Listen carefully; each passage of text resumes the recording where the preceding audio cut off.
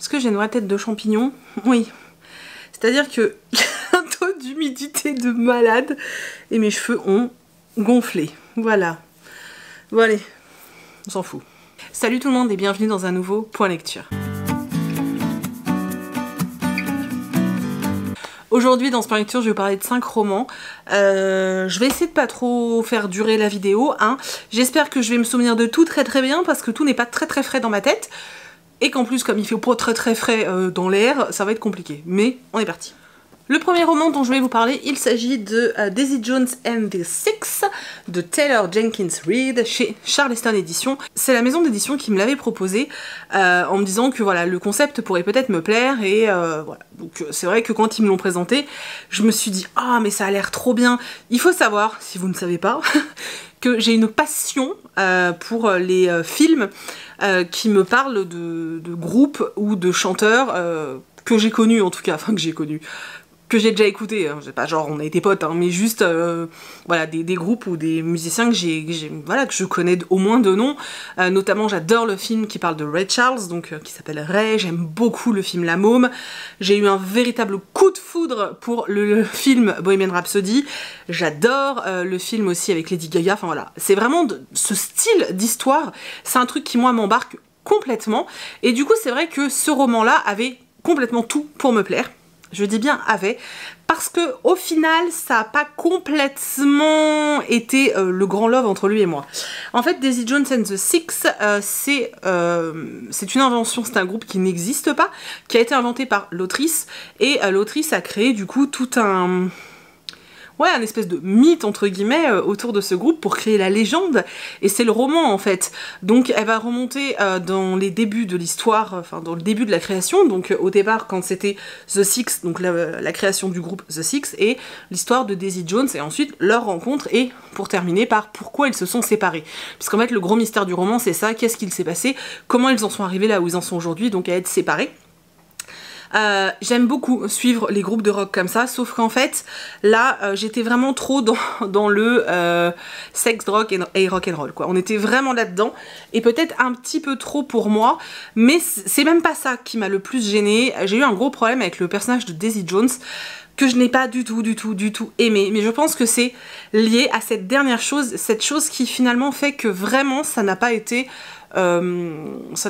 comment dire la joie escomptée avec ce roman. En fait je me suis rendu compte que le fait que ce groupe soit fictif, qu'il n'existe pas, que je ne puisse pas aller sur Deezer, sur Spotify ou je ne sais quoi encore pour chercher une de leur musique et écouter pendant que je le lisais, ça m'a vraiment posé problème. Ça m'a vraiment posé problème et c'est propre à moi. Alors du coup je comprends qu'il y a eu plein de coups de cœur à côté, mais moi en fait j'arrivais pas à me projeter en fait parce que ce groupe finalement n'existe pas. Alors j'adorais, mais vraiment j'adorais l'idée, je le savais. J'aimais cette idée qu'on ait inventé ça et qu'on essaye de te créer un truc, mais avec moi ça l'a vraiment pas fait et je me rends compte qu'en fait ce type d'histoire ça match avec moi que si je peux avoir une véritable attache, une empathie, tu vois, un vrai truc de dingue avec le groupe et du coup c'est ce qui a pêché chez moi. Parce que du coup j'en suis arrivée à un stade où je détestais le personnage de Daisy, alors que je pense que si réellement c'était une chanteuse qui existait, ça m'aurait jamais fait ça, parce que j'aurais pu la visualiser, j'aurais pu écouter sa musique, et j'ai du mal à détester quelqu'un qui produit de la bonne musique par exemple.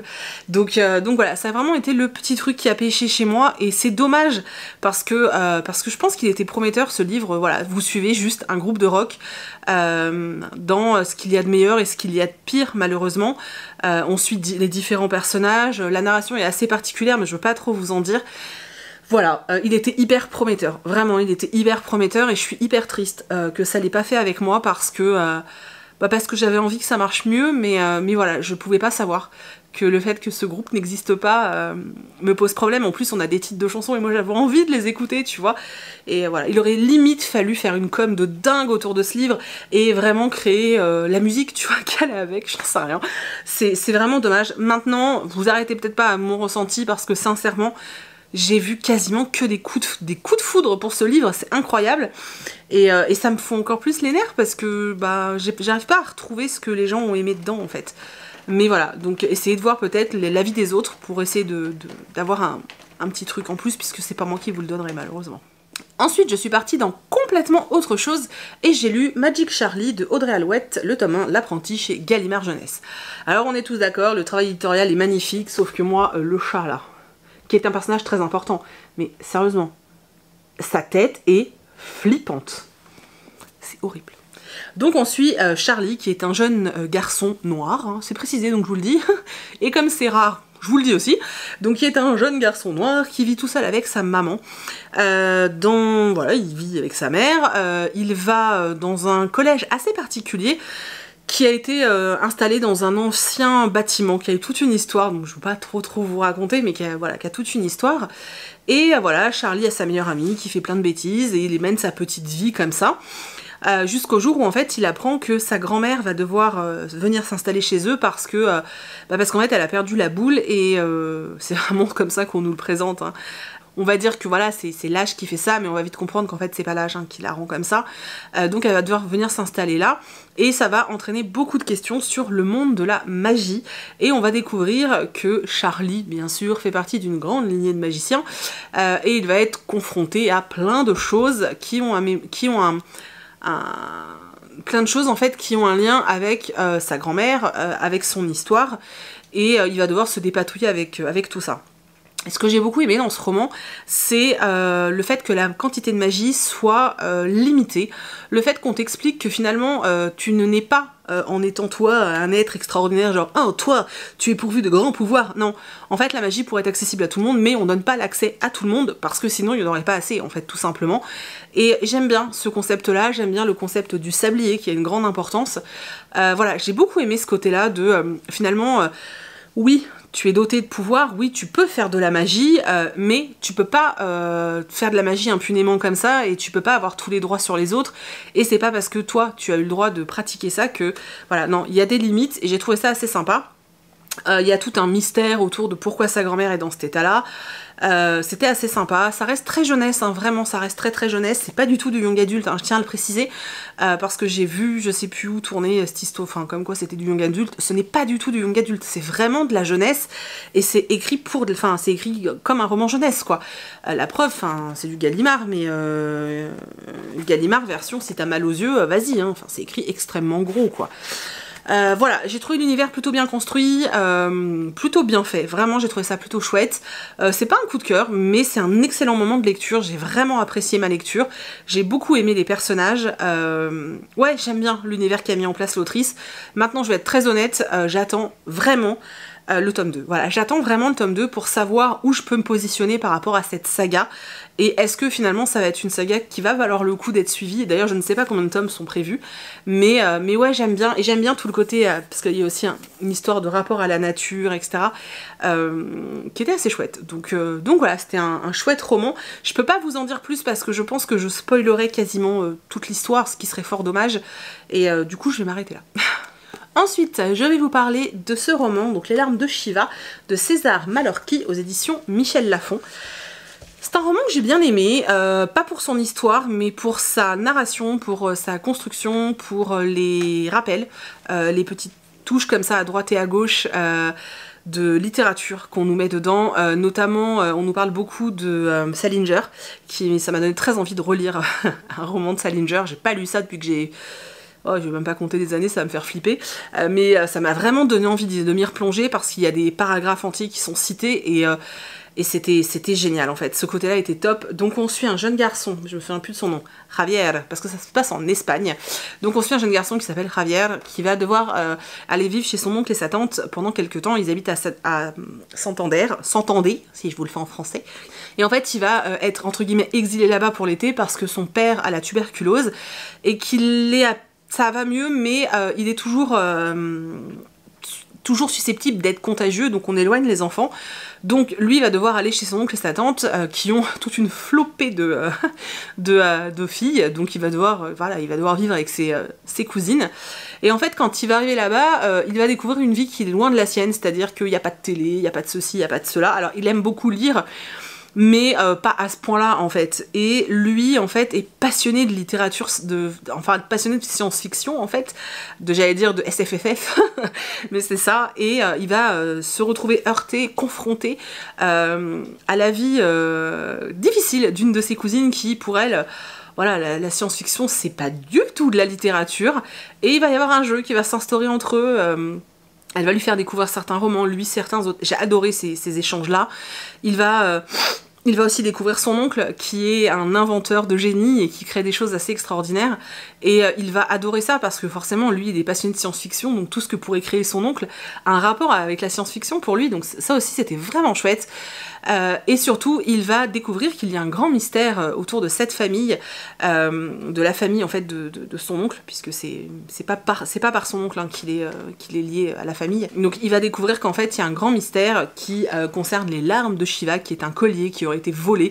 Donc voilà, il y a toute une histoire de famille et il va commencer à vouloir savoir ce qui s'est passé parce que en plus ce grand mystère, cette disparition du collier a créé de très fortes tensions entre la famille de son oncle et une autre famille très importante de la région, vraiment, et ça crée d'autres soucis qui en découlent. Alors c'est un livre très court mais finalement il se passe quand même pas mal de choses.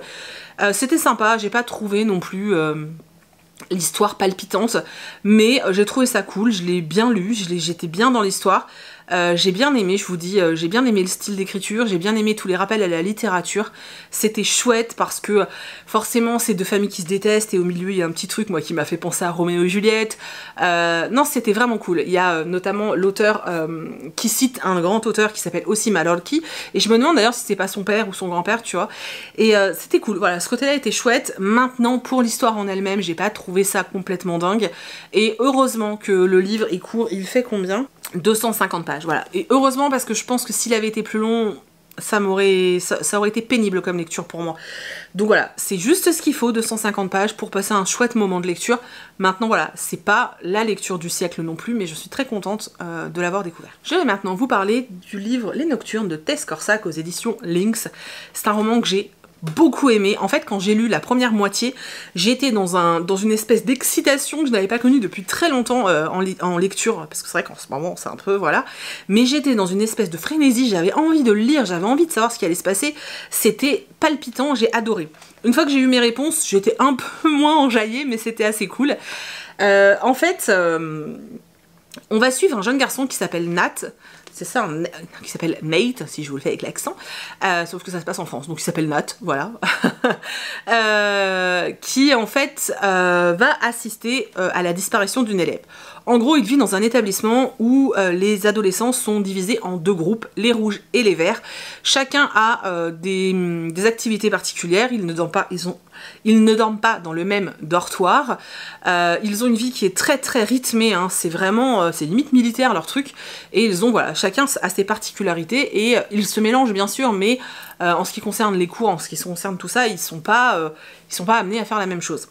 Donc Nate, un jour, alors qu'il est aux toilettes parce qu'il a une infection urinaire, si vous voulez tout savoir, il va voir une jeune fille qui s'appelle Laura, qui en fait va s'enfuir je crois que c'est la croix d'If, que ça s'appelle l'endroit où ils sont, qui va essayer de s'enfuir en fait avec tout un bloc de feuilles et lui il va la voir faire. Et suite à ce passage que lui va avoir, il va découvrir que cette jeune fille a disparu et il va être contacté par une société secrète et je ne vous en dis pas plus. En fait, le gros de l'histoire et ce qui moi me tenait complètement en haleine, c'était mais pourquoi ces gamins sont là en fait, pourquoi ils sont dans cette institution, la Croix d'If, pourquoi est-ce qu'ils sont séparés en deux groupes, pourquoi ils ne se souviennent de rien, c'est-à-dire qu'ils se souviennent d'être là, mais ils ne savent absolument pas qui ils sont, ce qu'il y avait dans leur vie avant cette institution. Voilà, je comprenais pas, c'était assez ouf. Et en fait, j'étais tellement... pour moi, j'étais dans une tension dingue, en fait. Et quand j'ai eu la révélation, j'étais... Ah ouais, j'avoue, très honnêtement, que je m'en suis doutée. Au bout d'un moment, je me suis dit, à tous les coups, c'est ça. C'était ça, peut-être pas autant poussé. Moi, j'étais pas allée aussi loin, mais j'avais raison. Mais j'étais contente d'avoir raison parce que j'aime beaucoup l'explication.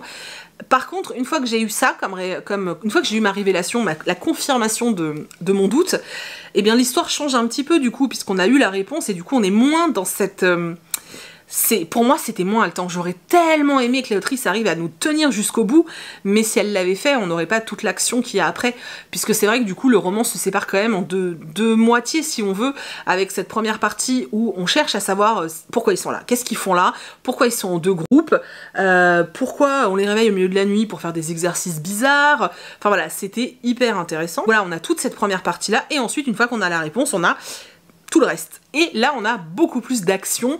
Ce que j'aime beaucoup dans ce roman, c'est certaines thématiques abordées, des thématiques qui sont très psychologiques, en fait, et qui te montrent la nature de l'être humain, et j'ai trouvé ça super intéressant, vraiment, j'ai trouvé ça super intéressant.